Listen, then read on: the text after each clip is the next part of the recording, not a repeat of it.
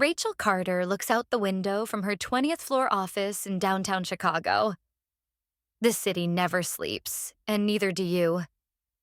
A long day of numbers, meetings, and work pressures left her exhausted, but she remained looking forward to going home, where daughter Lily and husband Jake are waiting. She smiled as she thought about the time before, when she and Jake were first married. They used to as a perfect team, together dreaming of a bright future. She works in finance, and Jake opened a small coffee shop in the North Chicago neighborhood. In the beginning, Jake, full of enthusiasm, always thinking of new recipes, chatting with customers, building a personal brand. But now, everything is no longer the same as before. Rachel drove home, feeling the fatigue crept in the body. When she opened the door, she looked forward a cozy dinner, a welcoming kiss, but instead, the apartment is messy and dark. "Jake? Lily?" she called out. No one answered.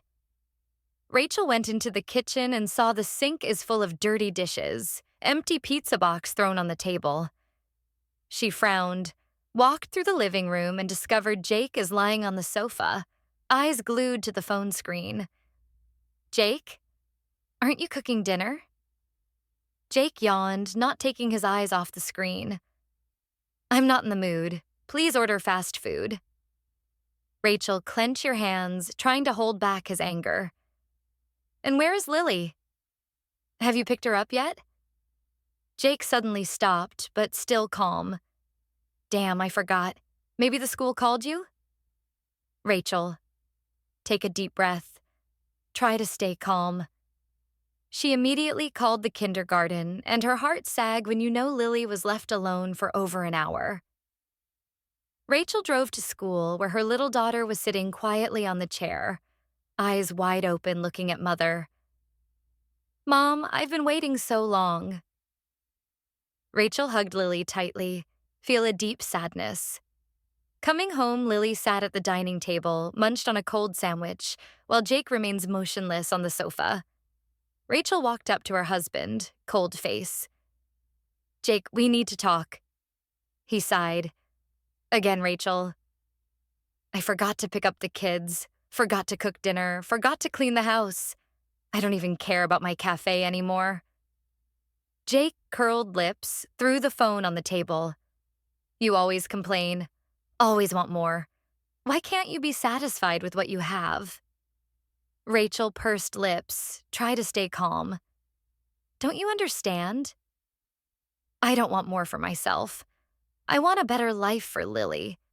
How do you think she'll grow up seeing her dad do nothing but lie on the couch?" Jake got up, his face turned red with anger. "So what do you mean? Do you want me to quit the coffee shop and become an office worker like you?" Rachel, impotent. "At least have a plan. I can help you expand your business, find ways to attract customers. But you don't even try." Jake smirked. "I don't need anyone's help. The cafe is fine." Rachel laughed bitterly. "Okay? I haven't paid last month's electricity and water bill. Do you think I don't know?" Jake frowned, but before he could say anything, his mother, Margaret, called. "Rachel." I immediately knew nothing good would come of it from this conversation. "Rachel, what are you doing with Jake?" Margaret's voice cold sharpness via phone. Rachel, close your eyes. Take a deep breath. "Mom, Jake needs to take more responsibility for the family. Jake is a good man. He's just having a hard time." Rachel tightened her grip on the phone. "Mom, I don't want to argue, but you know Jake today? Forgot to pick up Lily?" Margaret, ignore. Don't force it too much. It doesn't have to change just because you want it to. Rachel held hands tightly, trying not to cry. "Okay, I don't want to argue, but I won't let my daughter live like this." Miss hang up, looked at Jake, arms crossed, defiant. "What else do you want, Rachel?" Rachel looked at my husband for a long time, and for the first time in her life, Ms. clearly see a truth. The man she loved had long since disappeared. In the end, she only said one sentence: "You need to change." Jake burst out laughing, shaking his head. "No, Rachel, you're the one who needs to change." He grabbed the car keys and rushed out the door. Rachel, silent look. Her heart was calloused. In the living room, Lily is drawing a picture. The child looked up. "Give Mom a colorful drawing of the whole family." "Mom, this is our house." Rachel bit your lips tightly. Tears threatened to flow, but she smiled and stroked her daughter's hair. "That's right, honey. This is our home." But in her heart, she knew that things will no longer be the same. Over the past few weeks, Rachel felt more and more like she was living in a marriage that seemed like there was nothing left to save. Every morning when she wakes up, she has to face a life she never wanted. Jake continues to refuse to change.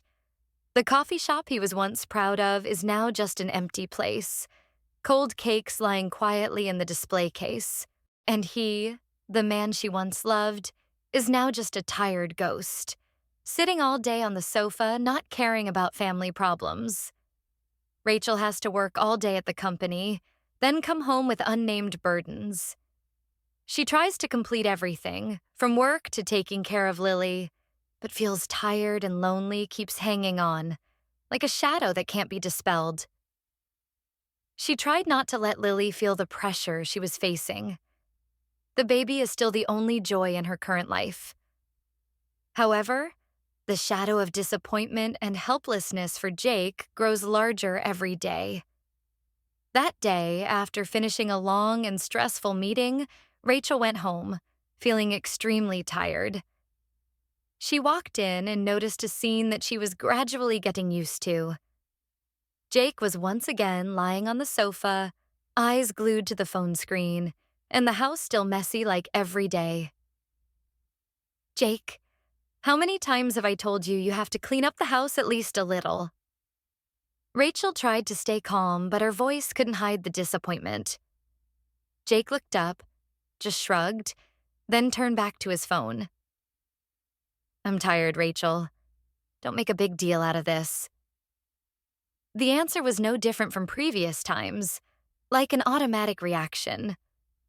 Rachel bit her lip and didn't say anything more. She was too used to his indifferent attitude. A few minutes later, she walked into the kitchen and found the refrigerator almost empty. These past few days, she has had to go out to buy ready-made food and never have a cozy family meal like before. She knew Jake no longer cared about that. It was only when she got home from work that Jake started waking up and blaming her for everything. Rachel's feeling right now is one thing lonely to the end. Every night, she was the one to put Lily to bed, while Jake just fell asleep on the chair. She knows that no matter how hard she tries, things will not change. The controversy never ends. Start rekindling from the little things. One day, when Rachel came home after a long day, she couldn't find Jake. She quickly ran into the bedroom, didn't see him in there, and didn't see Lily either. An unclear worry arose in her heart. Rachel hurriedly called Lily's school and found out Jake forgot to pick up his child again. "Mom, I don't want to stay at school anymore. I want to go home with you." Lily's voice on the phone disturbed Rachel's suffocation. She knew what she had to do to keep things from going beyond the limit. She hurriedly drove to school to pick up her children, filled with anger. When she entered the house, she couldn't see Jake. The whole house seemed quiet. Everything passed in a silent night, like a nightmare that couldn't be woken up. Rachel sat down at the dining table, watching Lily innocently draw a family picture. "Mom, this is us. Mom and Dad and Lily." Rachel looked at the picture and her heart ached. She couldn't help but think, if they continued to live like this, would they be able to keep this family? But how to change when Jake don't want to change? The more she thought, the more desperate she felt. One evening, after being tired from working all day, Rachel came home and realized Jake didn't pick Lily up again. She looked for him in the house, but only saw him sitting there, holding a bottle of beer in one hand and scrolling through his phone in the other.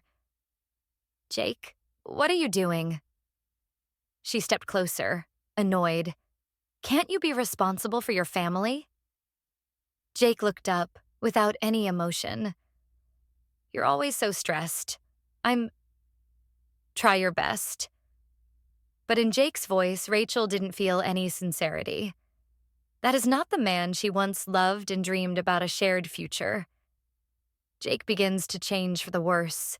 No longer cares about his wife and children. No longer wants to develop his career.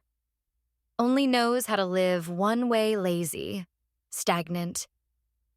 He even thought Rachel was the one making things too stressful. Couldn't stand the fact that he wanted to live life his own way. Life gradually becomes often lacking joy. Their conversations were short and tense. Rachel started to feel it impotent. Every day she has to face a marriage that she no longer recognizes. She couldn't keep living like this anymore. But when she looked at Lily, she knew she had to keep fighting, not just for herself, but for her daughter. In the days that followed, the arguments continued, but they were no longer the same. When she mentioned it, expand the cafe or thinking about a new job to solve the family finances, Jake always objects. He said, "I don't need you to tell me what to do. You just need to take care of yourself." That sentence is like a word challenge for Rachel, made her feel offended and not respected. But the more she did, the more she felt herself need to stand up and do something to change her life. No one can live forever in injustice and contempt.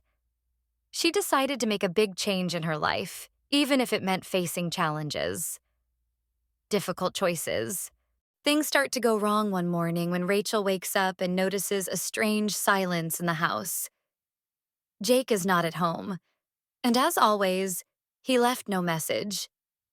She tried to call him, but no response signal. Her heart was heavy with an inexplicable feeling. Rachel was not a woman who worried too much, but today she clearly felt that way something is wrong. She hurriedly prepared breakfast for Lily, trying not to let her feel the tension in her heart.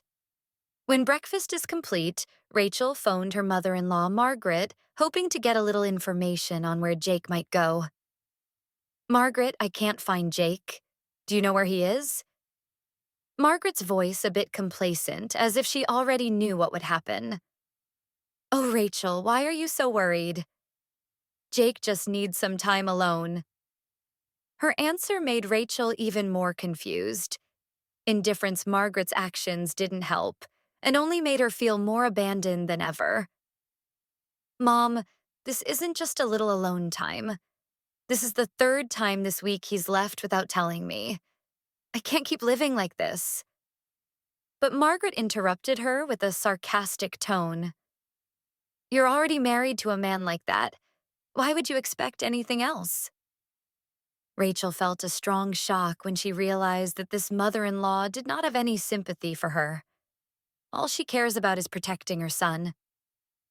Feeling single increasingly engulfed Rachel, but she was determined not to allow herself to fall.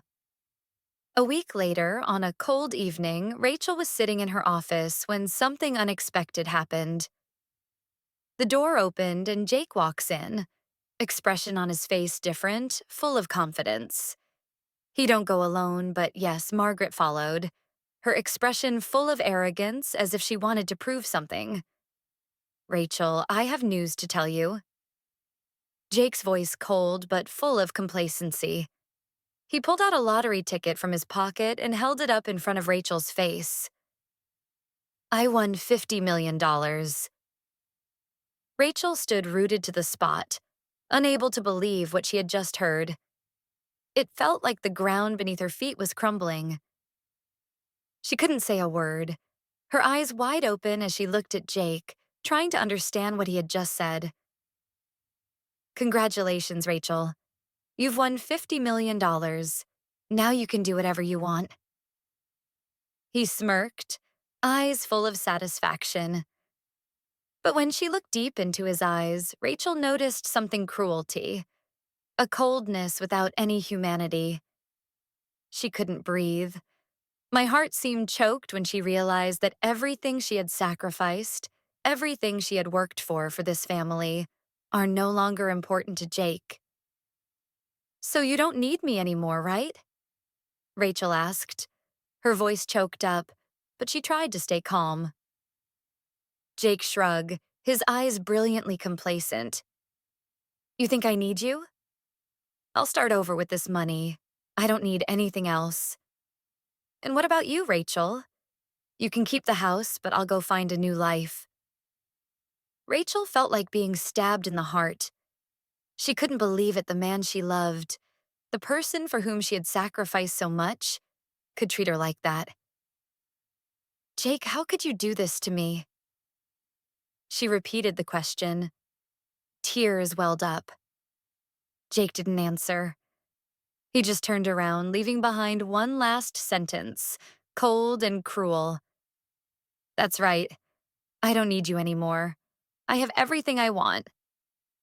Margaret stood next to her, looking at her mocking eyes, as if she were ironic Rachel. Congratulations to my son, Rachel. He doesn't have to live the way you do anymore. Now he has money, and all you have left is failure. She felt like the whole world collapsed. She didn't know what to do. Feeling helplessness and despair makes Rachel blurred vision. She tries to take a deep breath, but everything like broken before her eyes. After Jake and Margaret left, Rachel sat quietly in the living room. At this time, she felt more lonely than ever. I thought there would be a beautiful ending, but no. Life has become like a nightmare from which I cannot wake up. But in that desperate moment, Ms. determined not to give up. She couldn't let Jake and his mother ruin her life anymore. She knew what she had to do. That's when she decided she wouldn't lose everything. She finds a lawyer who will help her stand firm in this fight. A fight not only for money, but also for her honor and her own future. Jake may have taken everything she had, but she couldn't let herself let him win. Rachel knows that this war has only just begun. Rachel stood looking at the messy papers on the lawyer's desk. It feels like the whole world is focusing on this. She couldn't believe she had to face a legal battle with the husband she once loved. But when she looked down at the old family photo, the image of a happy family, she knew she couldn't give up. Jake has changed. He is no longer the man she married. And now she has to fight for herself. Rachel, I have carefully reviewed your documents. The lawyer, Mr. Thompson, said, looking at her. With this evidence, we can confirm that the lottery ticket is public property. Rachel nodded, but there was still a feeling in her heart insecure. Can she win this war? Jake now has it $50 million, a huge amount of money that could change his whole life. But Rachel doesn't just fight for money. She fights to keep what she deserves, to prove that she is not dependent on her husband. We will suspend the use of this money until the case is resolved, Mr. Thompson continued. We will demand 1/3 of Jake's assets because he used your credit card to buy lottery tickets without prior notice. So what do I get? Rachel asked, her voice quiet. You'll get 3/4 of the money. This is a reasonable decision based on what we have gathered. Mr. Thompson replied, his eyes steady. She took a deep breath, telling herself that this was only option if you want to regain justice. She couldn't leave Jake and his mother pass her again. After several weeks of preparation, the court date arrived. Feelings of anxiety and nervousness kept her from sleeping peacefully. She arrived at the courthouse early, her heart beating loudly in her chest. Her steps echoed in the empty hallway, and then she entered the courtroom where Jake and Margaret were already present. Jake sat there, expression on his face complacent, seemed to believe that victory was in his hands. But Rachel stopped looking at him. She sat down next to her lawyer. Raise your head high. She knew that she was not allowed to be weak in this war. Mr. Thompson began to present the evidence clearly and forcefully. This lottery ticket was purchased with Rachel's credit card, proving it is joint property, he said, pointing to the documents. Rachel is the sole financial contributor to the family, while Jake cannot demonstrate any contribution. Jake's lawyers tried to argue, but their arguments were not convincing enough. When it was Jake's turn to testify, he remained. Try to stay confident, but his expression had already begun change. I used Rachel's credit card to buy lottery tickets. But that's my decision, Jake said, sounding arrogant. She has no right in this. Mr. Thompson immediately objected. Jake, using your wife's credit card without her consent is a violation of her rights. And you have neglected your family responsibilities and not contributed anything all this time. Jake angrily turned to look at Rachel. Do you think I have no right to do anything with this money? I won the lottery. What have you done for me besides asking me to change? Rachel couldn't hold it in anymore. Stand up. His eyes were no longer afraid. I did everything to maintain this family, Jake. I worked all day, taking care of Lily, and what about you? You just sat there drinking and criticizing me. She turned to the judge, her eyes filled with determination. I don't want this money just for the sake of it, but I want justice. I want respect. The judge listened attentively, taking down everything she said. After several hours of arguing, the trial ended. Everyone is asked to wait for a decision. Rachel sat back in her room, tension filling the air around her. Finally, the judge entered. I have reviewed all the evidence. Based on what has been presented, I have decided that the money from the lottery ticket will be divided 3/4 to Rachel and 1/4 to Jake. Jake stand blankly, eyes wide open in surprise, shocked, and Margaret beside him faced discoloration, couldn't believe what he just heard. Rachel sit down, sighed in relief. She won. Not only did she get her money back, she won it back feeling a freedom and self-esteem which she has long lost. When the court announced the verdict, she no longer felt stressed, but rather a liberation. Everything seems to be back on track. Rachel knew she no longer had to be afraid. She stood up and regained power in your life. When the trial ended and everyone went out, she felt she had won more than one lawsuit. She won because bravely fight. Because I don't let anyone control my life anymore. And when she walked out, sunlight shines. She felt the new in every step you take. She knows that no matter how difficult life is, Rachel Carter will never give up. After the trial, Rachel felt like a huge burden had been lifted. She sat on the couch in the living room, her eyes scanning the papers, contracts, and investments she had made. Everything seems is gradually getting back on track. She fought, not just for the money she won, but also for self-respect, because belief in one's own worth. She overcame her fear and was no longer dependent on Jake or anyone else. Rachel looked at what she had achieved and how it felt happy enveloped her. She is no longer invaded by worries, no longer has to stand in someone else's shadow. After winning in court, Rachel started Rebuild Your Life. Not only did she decide to invest the winnings wisely, but she also started a project of her own. She opened a small coffee shop, just like Jake did, but she is constantly looking for new ways to grow and build her brand. Her coffee shop is not simply a place that sells drinks, but is a cozy space where people can come and find joy in the smallest moments. Every morning, she wakes up, looks in the mirror, and sees a confident woman, much stronger than the day before. Lily also gradually felt the change in her mother's heart. The little girl began to feel the pain peaceful and happy. Every time I return home, I no longer have to live in a stressful and unstable atmosphere. Rachel taught Lily an invaluable lesson: freedom and courage.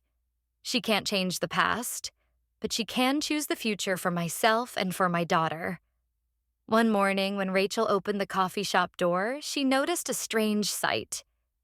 Jake stood at the door, face haggard, looking at her cafe with disappointed eyes.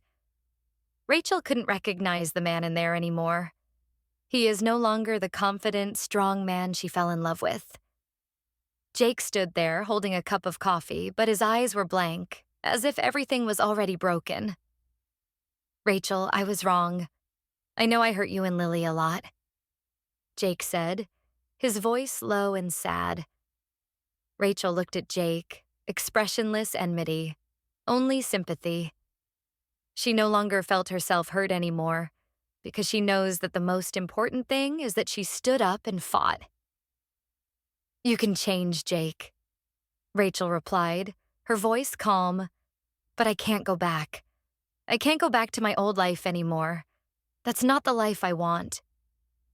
Jake was silent, looked at her with eyes full of regret, as if he realized he had lose everything. Rachel didn't need to say another word. She no longer blames, no longer wants change from Jake. She rebuilt her life, and that's the only thing that matters. The following days, Jake and Margaret set off lose everything. The money Jake squandered from his lawsuit, along with the bad decisions he and his mother made, is now no longer enough to maintain a luxurious life that they once had.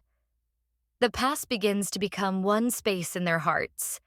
Rachel, on the other hand, invests the money you have into new projects, and her cafe gradually became prosperous, is known by many as a great place to relax. Rachel not only makes money from the business, but also earn respect from everyone. One afternoon, while she was sitting in a restaurant, she happened to meet him again, Jake. But this time, he no longer seemed as confident and arrogant as before. Jake looked dour and defeated, tired eyes, haggard face. He came closer, his voice choked. "Rachel, I don't know where to start. I've lost everything." Rachel looked at Jake for a moment, then softly said, "Jake, you made your own choices. What you are suffering is the result of your own actions." Jake bowed his head, regret clearly visible in his eyes. But Rachel didn't feel it pity for you too. She had lost enough, and now she'd find freedom for yourself. "I've rebuilt my life, Jake, and I don't have to look back anymore," Rachel said, then turned and walked away. She didn't feel joy or satisfaction at Jake's failure. It was simply her feel extremely free. Finally live for yourself. She walked out, leaving the past behind, and embrace a new future. A future that Ms. Select for yourself. If you enjoyed this story and want to hear more emotional, real-life tales of strength, resilience, and overcoming adversity, don't forget to hit that subscribe button. Join our growing community and stay tuned for more powerful stories that will inspire and touch your heart. Make sure to click the notification bell so you never miss a new video. We've got plenty more coming your way, and we'd love for you to be a part of this journey. Thanks for watching, and we'll see you in the next story.